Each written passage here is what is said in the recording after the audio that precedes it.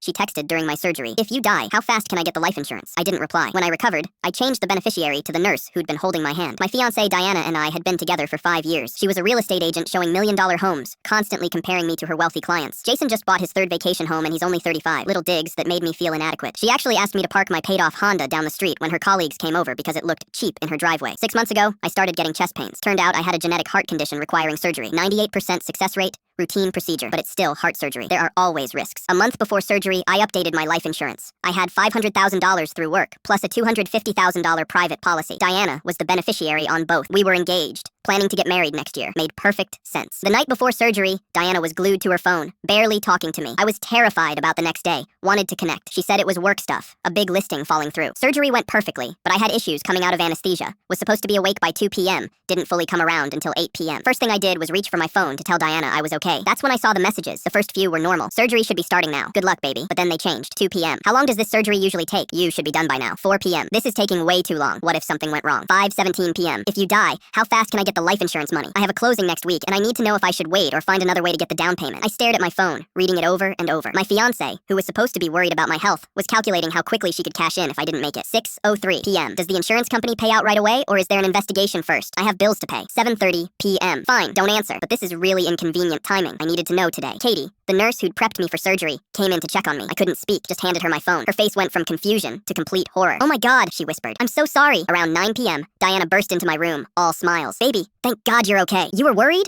I asked, voice scratchy from the breathing tube. Is that why you were asking about the life insurance payout? Her face drained of color. She stammered about stress, not thinking clearly. Panic attack. A panic attack that involved calculating my death benefits? I asked. Get out! She tried to plead, but Katie and another nurse escorted her out. Diana was yelling that I was being unreasonable, that the anesthesia was making me paranoid. First thing Monday morning, I changed both beneficiaries, split my work policy between my parents and sister, made my sister primary on the private policy. Then I called a lawyer, showed him the messages. This is financial abuse, he said. Potentially conspiracy to commit fraud. Diana tried calling constantly, showed up at my apartment, sent her mother over. I showed her mom the messages. She was horrified. Katie and I had been texting about my recovery. She'd broken up with her fiancé, who'd been cheating during her night shifts. We bonded over mutual betrayal. Started dating in November. Late November, Diana made a catastrophic mistake. She called my insurance company pretending to be my fiancé, asked detailed questions about payouts and clauses. They immediately flagged it as suspicious activity, called me to verify. The insurance company reported it to their fraud investigation department. Someone reported it to Diana's real estate licensing board. Making suspicious inquiries about someone's life insurance is an ethical violation. Diana's business fell apart. Clients dropped her. Her brokerage suspended her. Her license came under investigation. Turns out Diana had convinced her parents to give her $50,000 for a house down payment, claiming we were buying together. Her plan had been to use my life insurance if I died. When that didn't work, she conned her parents instead. Last I heard, Diana's working 3 jobs, living with her cousin, driving Uber. Her real estate license was permanently revoked. Her parents sued her and got their money back. Katie moved in with me in late November. My family loves her.